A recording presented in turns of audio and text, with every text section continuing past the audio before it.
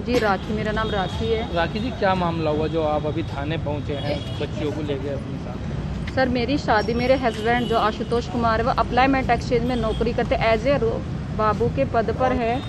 हमारी शादी 2008 में हुई थी, मई में। उस बीच हमारे साथ लड़ाई झगड़े मारपीट हुई, बच्चे पैदा हो गए थे। काफ़ी मांग को लेकर भी दिक्कत हुई इन्होंने करी। उसके बीच हम 2012 में इन्होंने मेरा नला फाड़ दिया, मारपीट करी। उसके बाद हम इसी थाने से घर चले गए थे।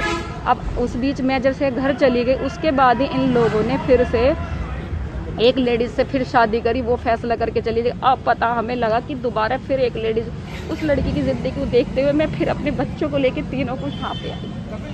तो क्या हुआ, तुम घर पहुंचे थे जैसे हम घर पहुंचे, हमने इनसे गेट खुलवाया, लेकिन गेट खोल नहीं रहे थे। फिर भी हमने ज़बरदस्ती से खुलवा के जाने के बाद हमने कहा हम आपसे बैठ के बात करेंगे। बैठ के बात नहीं की, गलात गुस्से बजाने लगे, निकलने दो मुझे, नू करूँगा, ये करूँगा।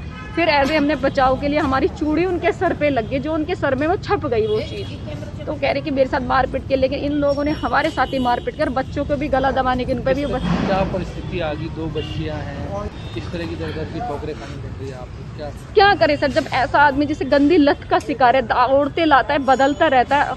ऑफिस में भी हम बहुत बढ़ जाते हैं, सब ऑफिस पूरे डिपार्टमेंट को इनके सब कुछ पता है ये सब चीज़ें। क्या चाहते हैं? मैं चाहती हूँ मेरे बच्चों के साथ इंसाफ किया जाए, मेरे बच्चों को इंसाफ मिले। और मेरी लाइफ तो और बच्चों की तो देखो हो ही ली, लेकिन अब बच्चों का थोड़ा सा कुछ संवर जाए, क्योंकि वो कह रहा है कि मैं नहीं रखूँगा, मैं इस लेडीज़ के साथ ही रहूँगा। नेपाल से एक नई लेडी से शादी करके लाया, अगस्त में लाया है। तो आपको कब पता लगा? ये चीज़ हमें करीबन मिली 1 महीना बाद। तो इसी बीच में हम लग रहे थे कब इनको पकड़े हम, कब इनसे वो करें। तो आज वो टाइम आया जब हम इन्हें पकड़ पाए। तो पुलिस क्या आश्वासन दे रही, किस तरह कार्रवाई कर रही? पुलिस तो यही कह रही ठीक है, आप अपनी बात रखो, आप न्यायालय